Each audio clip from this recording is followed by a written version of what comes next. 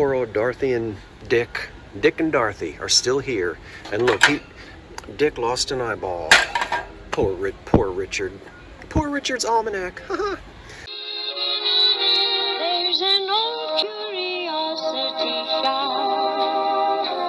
Every once in a while I go by there for the fond recollections that lie there in that old curiosity shop. My goodness, there's some wonderful old glass here. Let's just look at a few pieces, not everything, but right here in front, look at that. Now, this doesn't appear as though it ever had a lid. So this is either going to be an open sugar or a spooner. See the way the top flares out? There's no place in there for a lid. That's old Victorian pressed glass. You know, you always hear us say EAPG, Early American Pressed. And I'm going to be able to look that up. Look at the flower on the front. Okay, that goes down in here. Look, I've already found some things. I cannot wait to show you. Anyway, let's get back to the shelf. Oh my word. Gosh, there's just so many beautiful pieces of glass. Some of these patterns I recognize, some I don't. There's a depression pretzel, I think is what they call that. Look, there's the cream. There's the cream and the sugar. Not a lot of value in those, but I might get them just because it's, you know, it's a Depression era pattern is what I'm trying to say. Look at this thing. Is that old? $3.99. I'm not sure about that. But is this called pretzel? I think you know, my mind, I don't remember all the names of the patterns. There's some elegant. Ooh. You know what? I bet this every time. Yep, look. Ooh. Every time I find one of these big boats, they're always damaged. That one's got a lot of damage. What a shame, because it even has. Wait a minute. This is even. Oh, I've never found one that says something on the back. Grace, Darling? Wait a minute, Grace, Darling? What's the rest of it? Oh, I have to turn the camera off and study this. Hold on.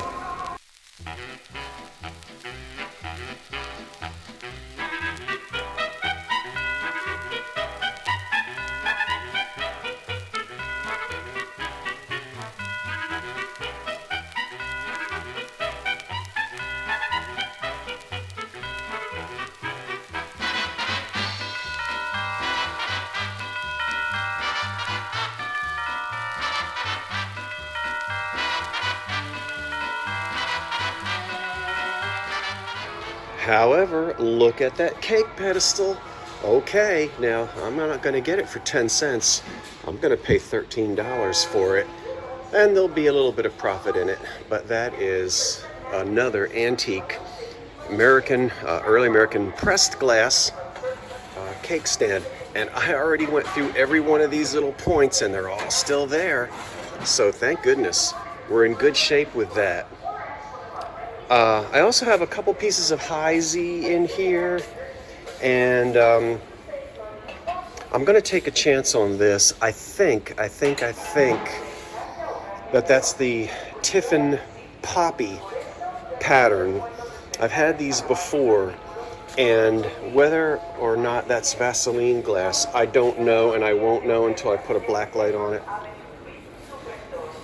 But hold on, I'm in somebody's way. I have to move a little bit. But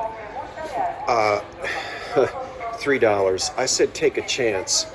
I didn't know why somebody glued that cardboard on the bottom until I looked inside and see somebody drilled it. When you drill it, you kill it. So, but if it is the Tiffin Vaseline, it'll glow, and somebody will still want it just to put it in a cabinet and throw their black light on it. Well, I don't normally look through Christmas things, I have to say. Or if I do, I go very quickly because rather than finding old Christmas, I usually find, well, that. But today I happen to be perusing the Christmas items and then hiding, well, you've already seen it. Oh my gosh. What is a Blue Willow egg cup doing in the Christmas department for $1? Well, made in Japan, excellent condition. That's coming home. I think I got one egg in the refrigerator. That's all I can afford. I only buy one egg at a time. Well, here's a heartbreak, and I had to dig for it too. Anyway, I have to put it back. It has got too many missing teeth. And I mean, look at that right there. That is bad. But I don't often find serving platters like this, about a 12-inch one, maybe 10-inch. It's pressed glass, not cut, and it is marked right in the center there, new cut. Can you see the new cut? We've talked about new cut, near cut, press cut, and all the, the different companies, Imperial and the different companies that would put that on there. But I have to put it back because it's missing too many teeth. Ooh, sorry. It's missing too many teeth. Maybe we could get implants. Oh, I don't know. Ooh, ooh, ooh, ooh, ooh. Ooh, ooh, ooh. Yep. Now, yes. Okay, $1.99. You know that I collect the English hobnail pattern, and I need to take inventory because I might already have enough of these at home. But at $1.99, if I wind up with an extra, I'm okay with that. So English hobnail, we've already talked about that a million times. Not gonna talk about it again. Well, I will at some point. And this is okay. It's a little thin rib. That's $3.99, and it's a ball pitcher, a tilt ball. Oh, get it in the frame.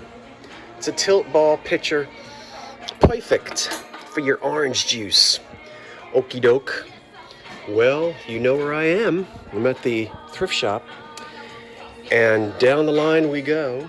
And who knows what else we're gonna come across. Of course, I have to pause right under the loudspeaker as normal. So let's get out from under it. Okay. I hope everyone is having a lovely day. I certainly am. Ooh, well, there's some lamps that a decorator would love if maybe they repainted them. Always check out the lamp department. Good grief. It's just every time I see these, I just think of the 80s. What were they called? Stipple, Stife? I know Stife is a teddy bear. What were these lamps called? Oh, there was a name that started with an S. You're all screaming it. I know, I can't remember. But I remember back in the 80s, at one point my mother was decorating the living room with a couple of those brass lamps. Boy, that was the thing. Drat, I can't remember the name. Why do I want to say stipple? That's stippling. No. Stife or teddy bears. Never mind. Never you mind. Look, I've seen milk glass lamps before from the 60s and 50s, but these are taller table lamps. Normally I see little boudoir lamps. The little short ones for the bedroom. $8 each. This is going to be the 60s. Or at least after they figured out how to do this really dark milk glass shade for glass. I don't know that anybody would really. Well, somebody might want them. I'll consider it. All right, let's see. Anyway, boy, that's bugging me that I can't remember the name of those lamps. But oh well. I'm happy to at least remember that I have on 2 shoes and a pair of pants today. Do you guys do that? I have to do that before I leave the house. I stand there at the front door and I say, okay, wait a minute, look at your clothing. Does everything match? Do you have your wallet, your keys, your cell phone? And then you're allowed to walk out of the front door. Well, I am not seeing anything else. Look, isn't this a pretty dresser tray, I guess, sort of like that, with somewhat of an unusual color. I'm attracted to that. Unmarked porcelain, you know. And, well, it might not be porcelain, just some kind of ceramic. Oh, there was a den. Well, they repaired it. Look at that, where the corner broke off, but somebody fixed it. That's actually very attractive. It's a big one. What do they want? $9. What do you think? I'm sort of attracted to that. What else? Oh, poor old Dorothy and Dick. Dick and Dorothy are still here. And look, Dick lost an eyeball. Poor Richard. Poor Richard's almanac. Haha. That looks English too. The boar's what? Head. It's an old. That looks. Well, that's not surprising. Coaching days. That's cute. A whole set of that would be nice. That's very 1930s, 40s. England. And then this has to be American. Look at that one. Oh, yeah. Yep, bunch of colonial people. And Eastern. Wait a minute. Fastern? That's not. No. Eastern. China. USA. $14.99. Nope.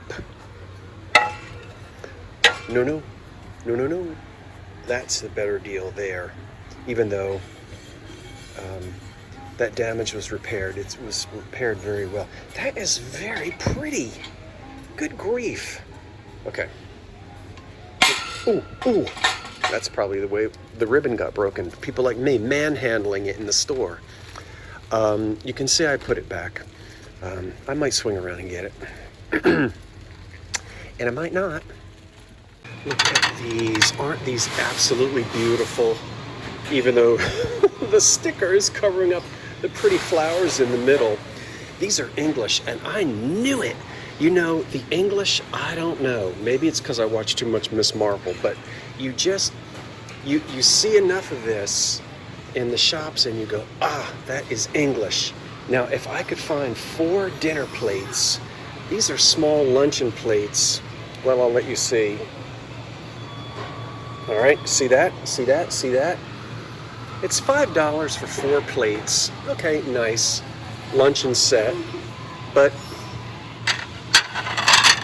I know they're beautiful, and I keep saying I'm not going to start a replacements. I basically already have a replacements in my basement, and I can barely get down the steps, so I have to say no. I just have to. But if I find 4 dinner plates to go with those little dessert plates, maybe I won't say no. This is a sickness.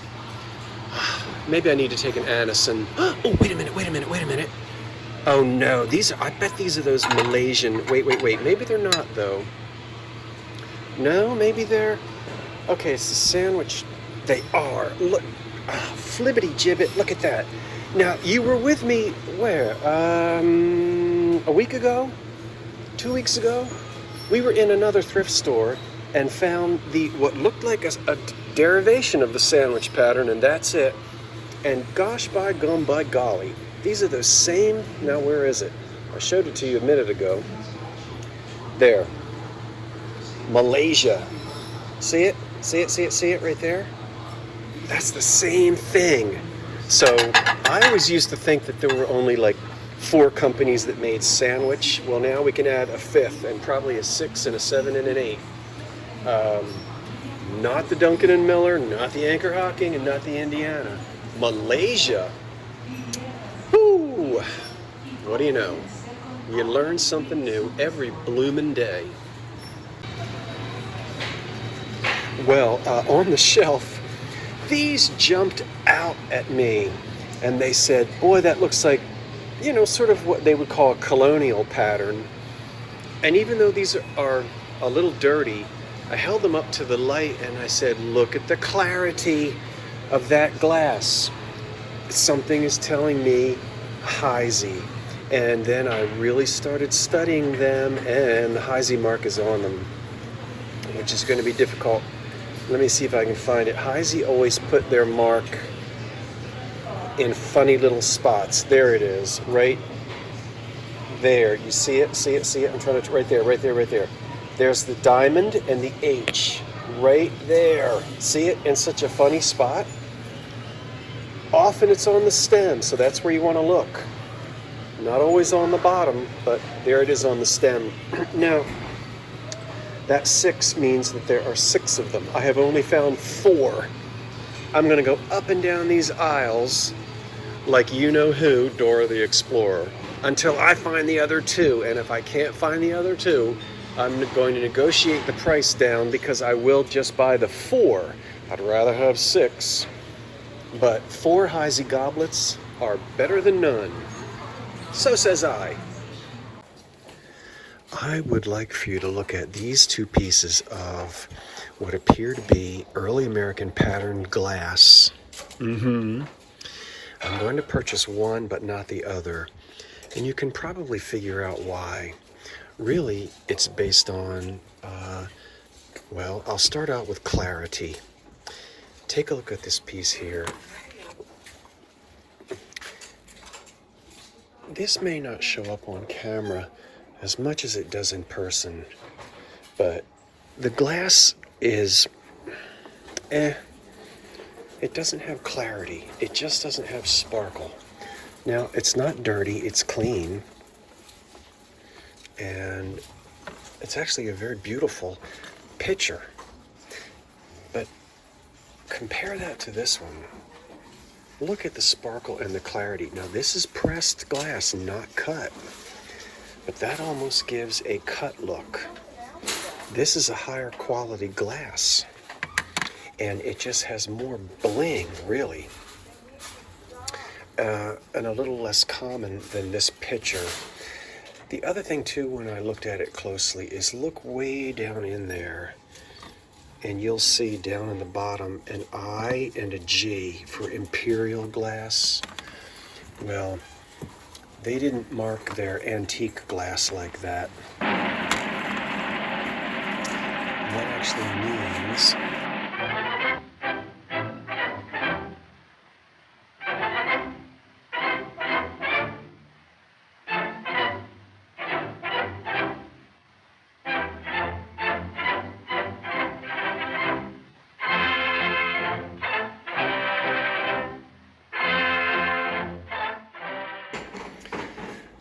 That actually means that this, they used an old mold, sure, but this was probably made sometime in the 60s. Yep, the latter part of the 20th century rather than the earlier part. So much more common is this imperial glass pitcher. Not as common is this piece. And I don't know the maker, I'll figure it out. But the clarity of that is just so wonderful. That's a celery dish. That's going in the cart. Well, I've heard of the Valley of the Dolls, but never the Valley of the Pants. I don't think I can get through here. I'm stuck. I'm stuck. Hold your nose. Hold your breath.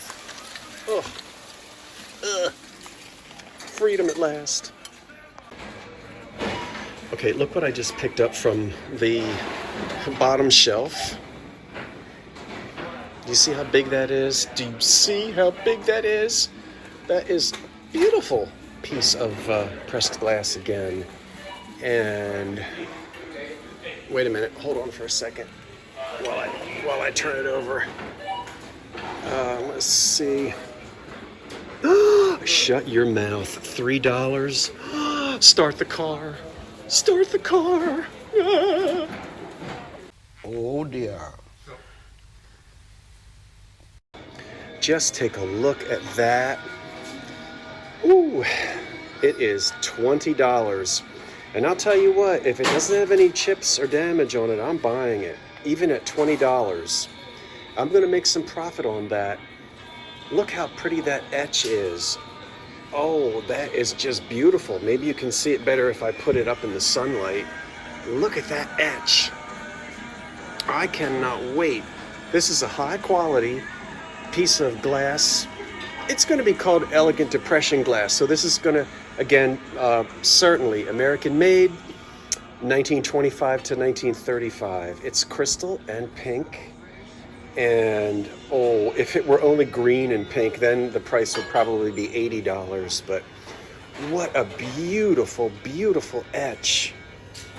I always think of Payton City when I see these beautiful etches, but who knows? And I've got a basket full of pups that I cannot wait but to show you. I can't do it now because I don't want to pull them out of here. Here's some average depression glass. I'm going to leave, at least I think so. I'll take a closer look, but most of it is priced just a little too high for me. And then there's some more pink over here. That is beautiful, but it's priced at $40, which surprised me because I think this is a better deal. Oh my goodness.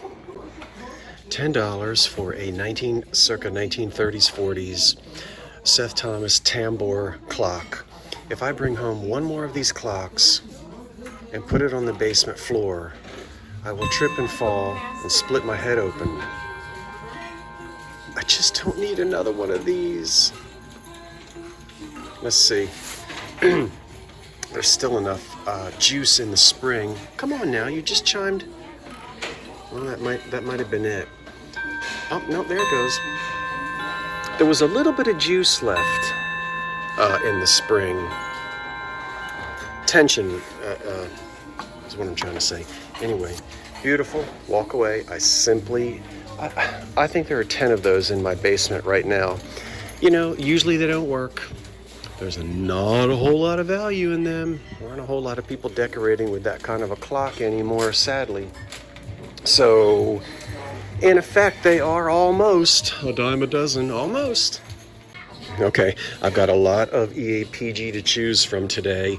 Seems like somebody just made a donation. There's a nice one, $7. Look at the wheat in the middle. I guess that's supposed to be a bundle of wheat, isn't it? I don't know. I didn't grow up on a wheat farm. That's nice for $7. Okay, I like it. Excuse me, I got something in the throat. This is a pair of 1930s candlesticks in clear glass. That's okay too, $2.99 each. I prefer them to have some color to them, but you know, I'm not afraid of buying crystal. The piece of EAPG that I cannot say no to is that one. What a beautiful, now let me get it out of there without throwing it on the floor. Look at the shape of that. Oh, we're gonna have to look at that out in the truck. What am I gonna pay for it? I'm gonna pay $10 for it, but there is some profit in it. I've already run my hands over it and it is in super nice condition. So because of the shape of it and also the clarity of the glass, that piece is a definite yes, yes, yes. We interrupt our program to bring you this important message. And I am delighted to tell you that that stunning early American pressed glass bowl has been identified. Thank you to my friend. And you know her from the chat. Thank you to Karen Williams, who found it on the EAPG website. That piece was produced by the Imperial Glass Company, which operated from 1904 to 1984. This particular bowl, however, was part of the New Cut line, and it was introduced in 1907. That's right. Now, listen, I'll tell you, I hope you will come and join me on May the 1st at 8 o'clock right here on the Old Curiosity Shop, because that night is going to be an early American patterned glass extravaganza where you could purchase that very beautiful Imperial glass bowl from about 1907. So we'll see you there. Snack cups, I don't do well with these trays. It was a big 50s and 60s thing, but I have no luck selling them. Do you guys? I mean, unless it's something really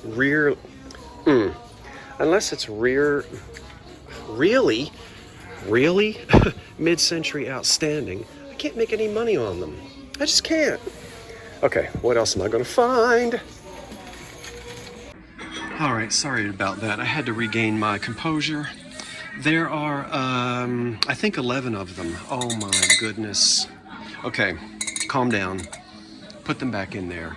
Now, back up here, there's still a lot of pink.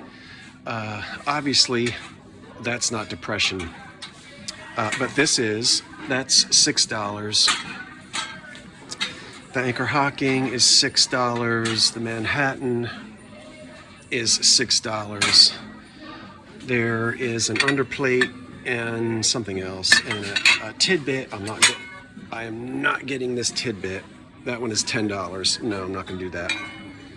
Because I would only sell that for $20 and make like $10 on it, and I need to make, for my business model, I have to make a little bit more than that profit-wise. So pretty pink glass, but the winner are these tumblers right here. Boy, I'm doing really well today in this thrift store. I have to, oh, wait a minute. Does that say glass bake on it? I think this is McKee. Is this a big fish? It is. Look, glass bake. Oh my gosh, I've never seen this big McKee fish before. Is his nose chipped? Oh, he's got a little, well, no, that's not a chip in there. How much is this big fish? $5? $5 for a big glass bake fish? Now, that's a first. I have never seen this. Have you? Have you guys seen this? Glass bake, that's McKee. I don't know if I'm gonna buy him or not. Let's put him in the cart. We can decide later. Oh my word, oh my word, oh my word.